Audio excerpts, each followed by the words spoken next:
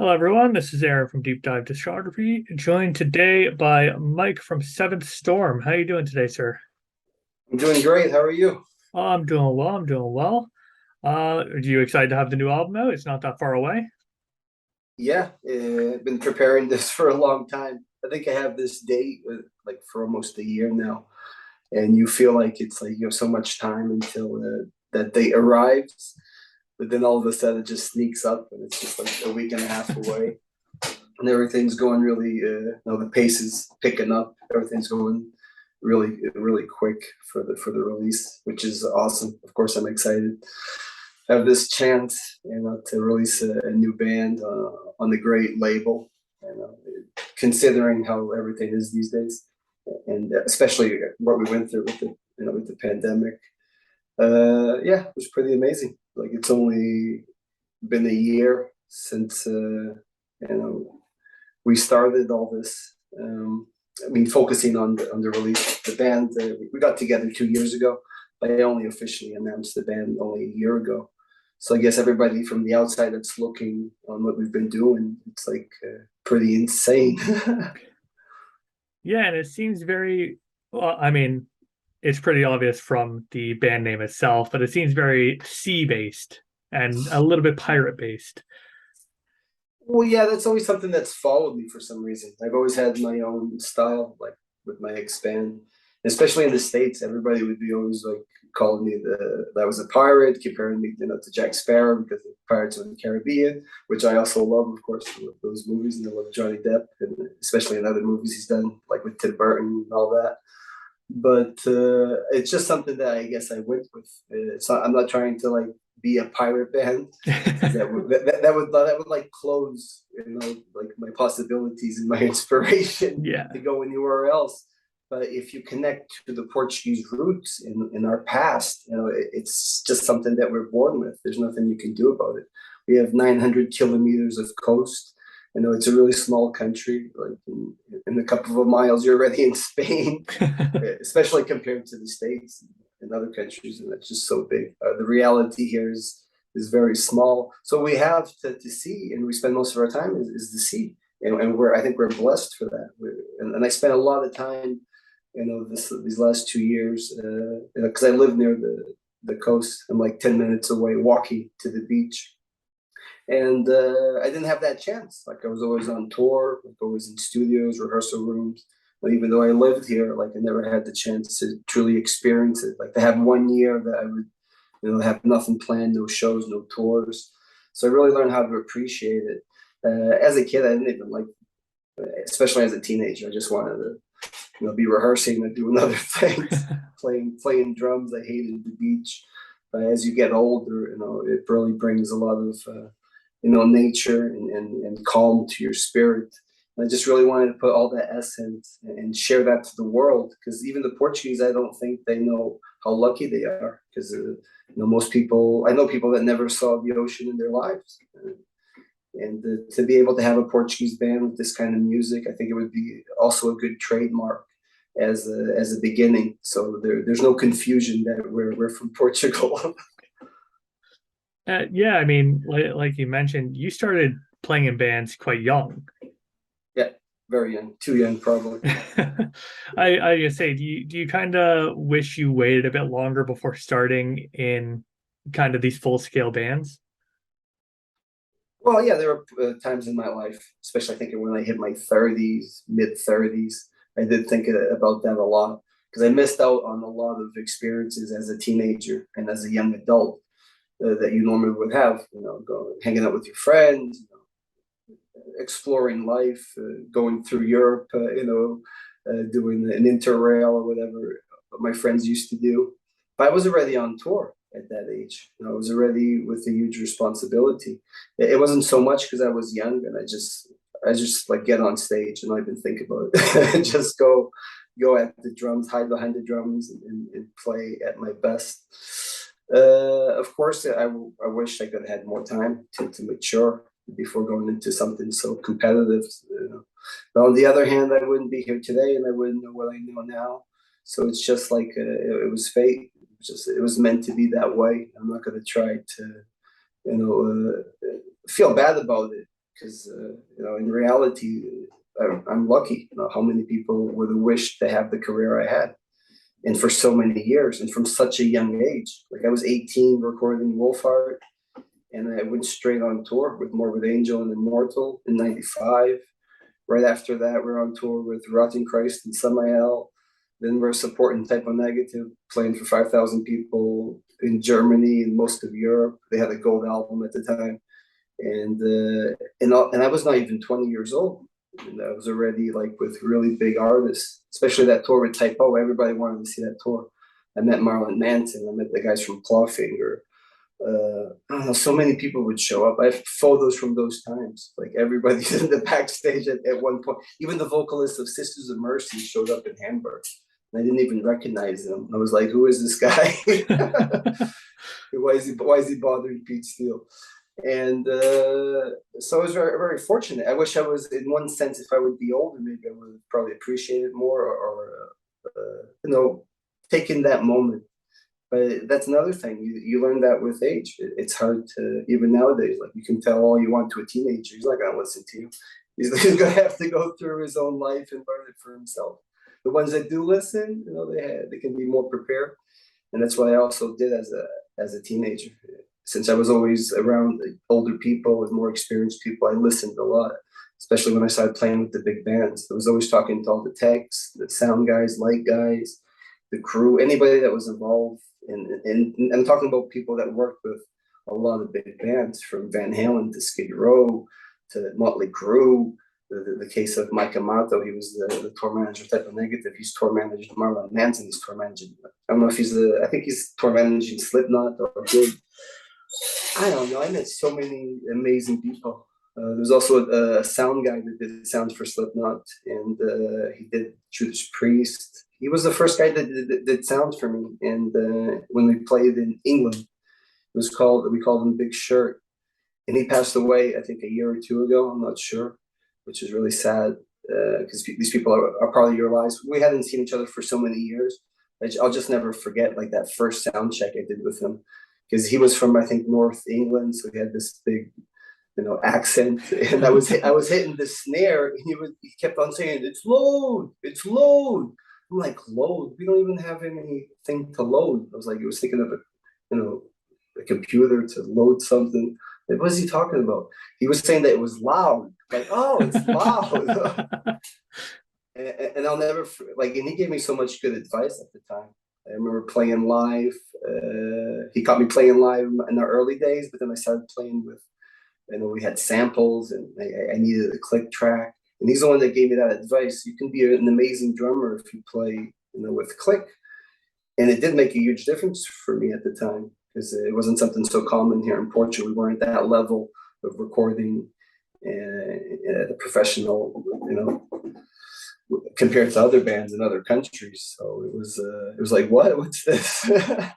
But he was definitely right. Like, I did a lot of good stuff by relying on that little thing that goes tick, tick, tick, tick, tick. So yeah, I mean, you learned quite a lot from early on, and clearly it's worked for you this whole time. It's my Bible. I call it my metal Bible. I got the best information from the most experienced people, like from all over the world, like from the States to Europe to, going into places like South America, Brazil, Mexico. And you learn a lot from different aspects. It's not always like having the best equipment or the best venue. It's going to make the best show. And we had situations where we really had to work it. We had to make things function. From building the stage to getting the sound right, getting the instruments. Sometimes there was lack of instruments, and you had to get something at the last minute. But the crowds were amazing, and they were like furious and like enraged to see a metal show. And that's so awesome. And then sometimes you have the best equipment, like you're in the fancy venue and everything sounds perfect, but then the audience is like just looking at you, and you can hear the AC. It's like, oh man, what's going on? This isn't supposed to be a metal show. I'm definitely from the time where everything was like, there was a lot of, crowd surfing, moshing. I'm definitely from that generation. Not only did I enjoy it as a kid, going to shows, especially here in Portugal. Like I saw, Pantera with Cowboys from Hell supporting Judas Priest with the Painkiller album. All the first Sepultura times they came to Portugal. Slayer, I don't know. So many bands came to my area. Unfortunately, these days there aren't many metal shows. Only in Lisbon, the capital of Portugal, or Porto. There have been quite an amount of festivals, so that's pretty good. But I'm definitely from that time where you would like wake up like at 8 in the morning and you couldn't think of anything else but that show. And you get together with your friends, like you probably wouldn't go to school. And, I don't know. Or even if you did go to school, like you were just focused on the show. So when I still see that in some places, it always inspires me because I think that's what it's about, to be there for the fans and to see their commitment, because that's all it really is. Like I'm just like trying to continue something that I believe in that made such a difference in my life. So on the note of Maledictus, sorry, it's a mouthful to say. Yeah, Maledictus. It's What Latin, but it's not. what kind of Okay. went into the writing for this album? Well, it was all new, of course. I didn't know the members that well musically. I knew that they had played in like cover bands and more hard rock oriented. Besides the vocalist, him I didn't know. He only came into the picture a couple of months later. So we started just the four of us, and I was very focused on the music. I just wanted to see our chemistry and see what was possible, because I just needed to play at the time. Of course, after almost 30 years of being in the stable band, I just wanted to see what could happen and if we would click. And on that just one first rehearsal, and we were just jamming, and it was really sounding good. It felt like we've been playing together for years, which was really, really fascinating to me. But there was an element that was really missing, and I was getting worried. This all in just one rehearsal. It's like everything was based on that one rehearsal. And I was like, those death metal elements, those black metal elements, thrash metal elements, and all that music that I also, was part of my songwriting, and also what inspired me, to have any kind of band. And if that would be missing, I wouldn't feel comfortable in my own shoes. I knew that, I had to somehow mix this up, but I didn't know if that would be possible with these guys. But at the end of the rehearsal, our guitar player Ben, he starts like playing this incredible black metal riff, and he just made me feel like I was 16 again. I'm like, what? Where'd that come from? And I had no idea he even had that capability. So that just blew my mind at that moment. And I kind of had this vision of what this could sound like, with everything that I had tried and done in my past with my ex band, and try and explore these new options and bringing a style, that maybe hasn't been tried out yet. Of course, you never know that. This is just a wish until the consumer and the fans listen to it. Your opinion is what counts the most to me. But of course, I wanted to try and deliver something that's not out there yet. So having these elements and those possibilities just made it just incredible to be able to write. We were so excited, because also Ben has like a ton of riffs, and all of them sound, at a level that for me made this really, really possible. But I'm just talking about the musical aspect. We didn't get to the vocals. That's why I think that's why for me the album is really complete, because we really had time to focus on the direction of the style that we wanted before Res coming into the picture. But that was him that reached out to us. No, he reached out to me. And this was like right after there was an announcement that I had left my ex-band, and he just offered his talent, anything or any project I'd be involved in, he said he wanted to be part of. And at the time, I couldn't even think about vocals, because I didn't know what direction also I was going to go to. So being used to the growls and screams and the more gothic approach, to find a vocalist like that in Portugal, in such a small country, and lack of many metal bands and experience, it's like, what the hell am I going to do? So that kind of worried me. So I just told myself, don't stress out. The person will show up. But I told him that I just couldn't think about it at the time. And he was very polite and said, "Whatever you need, I completely understand. If you need me, I'm here." After a month, I checked one of the links he sent me. He's doing Heaven and Hell by Dio, and he's doing the cover, and and I was just amazed by his vocals. Like, I couldn't believe it. Why did it take me so long to answer him? Like, what the hell is wrong with you? Because it's really difficult to find somebody in Portugal that can sing like that, but also have that kind of English. So I definitely wanted to be me. Also, I was born in America. My parents were Portuguese immigrants, and I came to Portugal when I was only 12 years old. But of course, that upbringing, all those roots from the States never kind of left me. It's always been here. And having a vocalist that could really, connect with English speaking countries to make it, also understandable, and also have the emotion, the right emotion, combining that with our Portuguese roots, it just made it perfect for me. And I just, decided to go in that, try to mix those genres. If the music could be heavier and more extreme, and to be able to mix, these vocals aren't so common in extreme metal. I think that was a key to create something, that's super cool. It's hot. It's hot in Portugal. I'm sweating. Isn't it always hot in Oh Portugal? my God. Not always, but compared to most. Where are you from? Scotland. Okay, it's always hot in Portugal for you. That's why I tell people. Sometimes they complain, "Oh, it's cold." Oh, come on! I mean, this is nothing. This is like summer in Finland. It can get like cold because we're next to the ocean, and we're not known to having like central heating like most countries, like we do in the States or in Germany. Because if not, you would die, because it's so cold. So when it does get cold, since we don't have, which is also good because we save on a lot of energy. They can get like cold. That's why everybody has blankets, and sometimes you'll see us. We're in our house and we're all covered up. Even my family from the States is like, "Why are you wearing clothes at home?" Like, man, we don't have central heating like you guys. Only the new modern houses might have it, but it's also a fortune, and it's not that many times during the year. Most of the year it's kind of nice. And since the weather's been all weird these last couple of years, like you can go to the beach in March.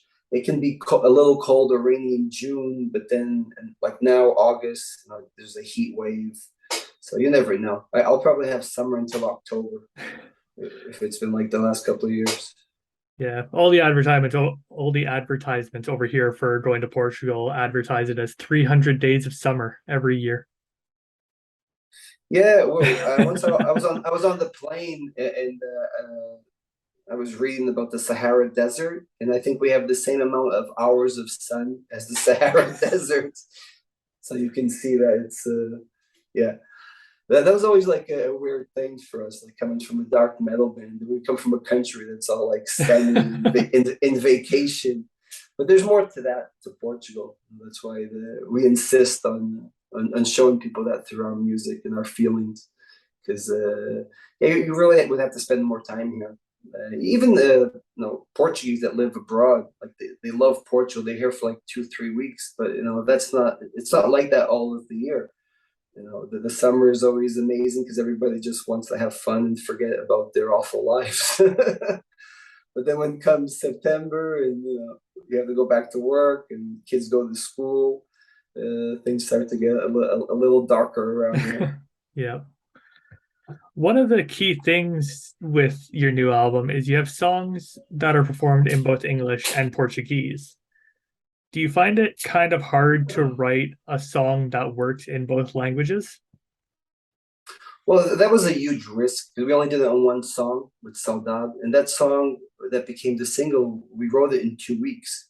Like we were so excited, with the signing with Atomic. I wanted to go straight into the studio. We needed some more songs to complete the album, and I was like, "There's no time to waste." And I don't know. I don't know how that happened. It's something you could only wish for as a musician, and it just popped out. I just heard one riff, and I said, "That's going to be our single." and we're going to sing it in English and we're going to sing it in Portuguese because that word is so intense for our culture. And I also wanted to have it's sang in Portuguese as a gift to the Portuguese and also as a recognition and a thank you from my side because it was so many years, you know, playing in a metal band that we represented, and the Portuguese were always there for us. The audience was always amazing, even abroad. You know, especially with Portuguese immigrants when they would see us, be it in Toronto, be it in Germany, Luxembourg, Switzerland. You know that it would come with gifts and bring in a little bit of Portugal with them, and we would do the same for them. You know, to see a metal band amongst the normal, which is American bands, German bands, Swedish bands, Finnish bands. It's so rare to find a Portuguese band in that middle of the festival. There are a couple of more bands out there these days. You can imagine for almost 3 decades how annoying it was to be always that one band. And there was a much more quality, of course, but things are more difficult here in the South, definitely. Yeah, I got quite lucky. I got to see you in Toronto, funny enough, with Septic Flesh. So you got Greek, Portuguese, and I Yeah, think we get along really very well. yeah. We understand each other perfectly. I think it's one of the countries that's most alike, from Portugal. Of course, they have different, borders and problems, but when it comes to the life, the day to day, where even our friends when they come here, they say the same that Portugal reminds them of Greece. So that I think that's so important to bring that into the music scene. I think we need more bands coming from stranger countries, let's say, because that's what the risk that many labels took back in the '90s. You know, like Century Media. Now they signed Rotting Christ, they signed us. I don't know if Orphan Land was on Century or another label. It was all that movement of bands coming from exotic countries that you wouldn't expect, to have metal there or even have fans there. And if you come to Portugal, we might not have that many bands, but when you see the metal bands come here in the festivals, the turnout is amazing. We just had Metallica here. We just had Iron Maiden on Sunday. We had Dimo Borgir and I think it was Testament, and also this other festival. We had I don't know. They had this other metal festival in Lisbon. We're talking about like in 4 weeks, it all happened at once, and most of everything was super packed. So that just shows you, and we're a small country, we're only 10 million people. So there definitely is a huge metal root here that goes back from the '80s, of course. Iron Maiden, I think, was always one of the favorite countries to play. Was always Portugal.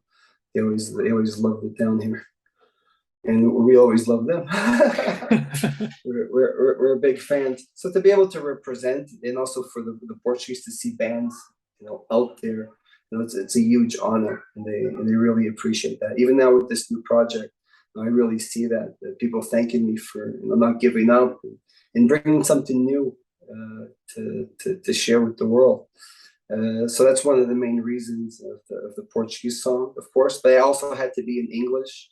If not, I wouldn't get to the people that aren't Portuguese. And this how you also can try to understand that feeling. There's a lot of been, with the reviews and with interviews, I've seen a lot of people trying to translate what Saudade means, and that's very fascinating for us. And we're super proud for that because even though Portugal might have been something big in the past, these days Portugal isn't that well known still, and so we're still trying to fight on that, do our best. But I wouldn't even know if I would do another song right now in Portuguese, to tell you the truth, because I think it's special when you do it like once, maybe. Because I already have people asking me, will you do a full album in Portuguese? If the time comes, or if that's really appreciated, I'm not sure. But I definitely don't want to have any, be restricted to anything right now. I just want the music to fly. That's why I tried to put as much diversity into this album. Because I'm also a fan like that. Like I love so many different genres of metal, especially old school stuff. That's completely my base, and it's cool to bring a little bit of even that hard rock feeling I see people are more into it these days. It is already like 40 years old. So anything that hits 30 or 40 years old, I guess, becomes cool. Even like this whole thing with Stranger Things. Yep. Like if you've been a metal fan your whole life, I'm 46 years old. I've been listening to hard rock at least since I was maybe 6 or 7 years old. So I was brought up in the States and I was addicted to MTV. It is kind of complicated for us because that's like something that's we've always been that way. It's definitely awesome to share that and to have more people, and that's what we're all about. Like I always say that there's always a big brother that gets you into metal. There's always a neighbor or a friend of the family, and to be able to do it this way, we should only we shouldn't say shit about it. Like there's always people saying, "Oh, why Metallica doesn't need that." I mean, we all need that. If there wasn't Metallica, the metal might have died years ago. They bring a lot of credit into the scene, and all kinds of exposures is good because we've always been, kept really down there for a long time.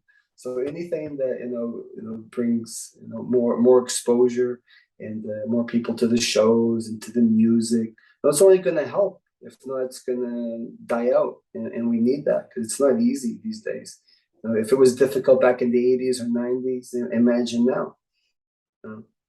Yeah, and there's thousands of bands popping up every day, and thanks to stuff like Bandcamp, there's so much stuff in your face. My fourth album I recorded on tape, just only after 2001, 2002 we did our first album with Pro Tools. And if you've done albums on tape, like then that's why you see how things have changed so much, because the velocity of recordings, the capabilities of recording, the money you spend, those tapes were super expensive. And not every studio, you had to be in a really professional studio that also would cost a fortune. That's why only a few bands back then would have access to these great studios, because you needed a budget. You needed a label that would support you, of course, unless you were rich. But usually the guys that are rich and put money into it, then it doesn't. There's lack of something. For some reason, always those bands that lived on the streets that made the best music. I don't know why. True hardship. It's reality. Like when you put like all your difficult moments, all your soul, all your pain, your tears, your blood, when you put it all in there, like it works. That's what for me is the magic. I told that to my band. We went into the studio. Like, were we prepared? I don't know, maybe, but we got the songs, and let's let the moment happen. Let's live that moment like there's no other. And maybe if we're lucky, it's gonna change our lives a little bit, or at least give something for people that need to share that pain.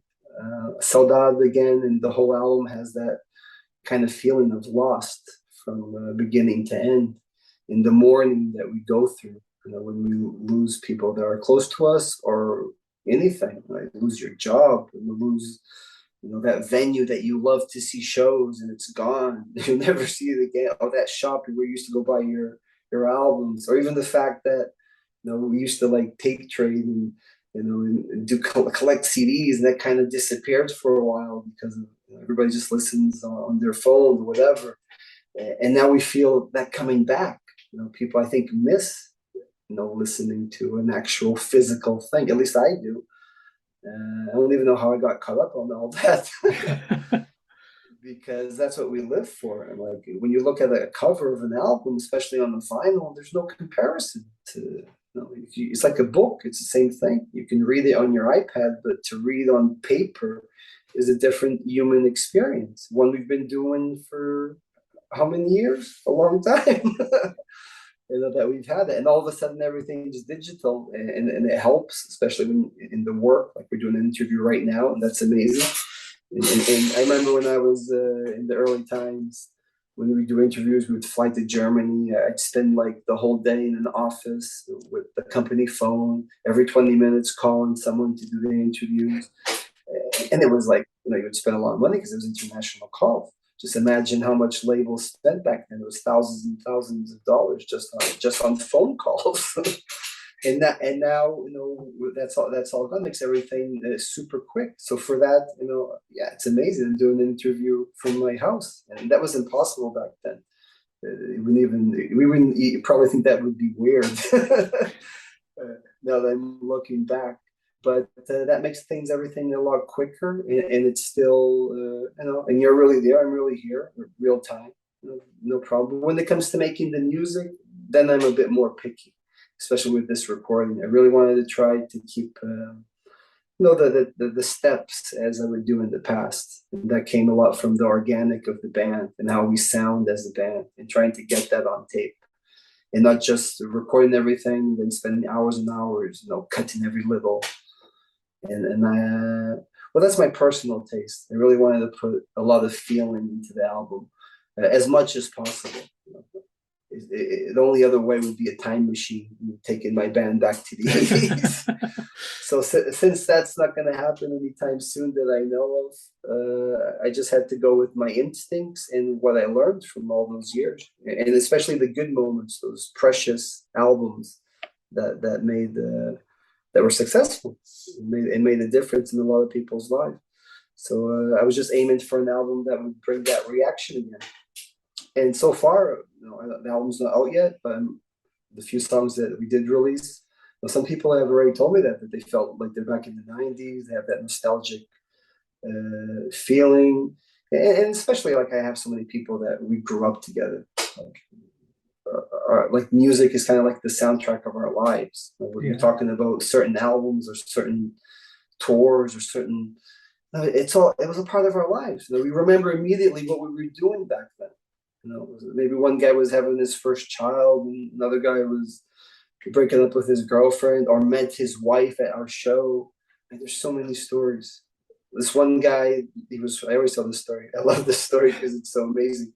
But he was in Serbia during the war, and he told us that he listened to Wolfheart hiding behind underneath his bed, while the bombs were falling, and it helped him get through those difficult times. And he grew up, he went to so many of our shows. He even wanted us to play at one of his weddings, I think, but we didn't end up going. But I know how intense that is, and those stories, are attached to me very quickly. And I remember a lot of that from talking to everybody that I could. If not, the shows didn't have, not that the show didn't have meaning, but like if I didn't talk to anybody that actually went to the show, like it's not like I was learning anything, you know what I mean? It was just like backstage show. So the interaction with everybody is always what kept me going. And I just hope to get back and to get more stories out of everybody. Well, last but not least, did you have any final notes you wanted to leave for the fans listening in? I just want to thank everybody. Anybody that's seen me play live or has followed me for all these years. I just want to appreciate all those years. I hope you enjoy this new album. It's something fresh. It was made with a lot of love and passion, like I was saying before. I just truly hope you, treasure it and find all the secrets in that album, from the cover to the music to the lyrics. We really worked like a madman on all the little details, just like a fan that I am. It's just delivering from one fan to another metal fan. Hope to see you soon. Well, that's great. Thank you so much, Mike. And the new album, let's see if I can get it right this time. Maledictus. Hey, that's out August 12th through Atomic Fire Records, and everyone should definitely pick it up or listen to it however you listen to it. But buy the CD. So that's what matters. Just listen to it and enjoy it.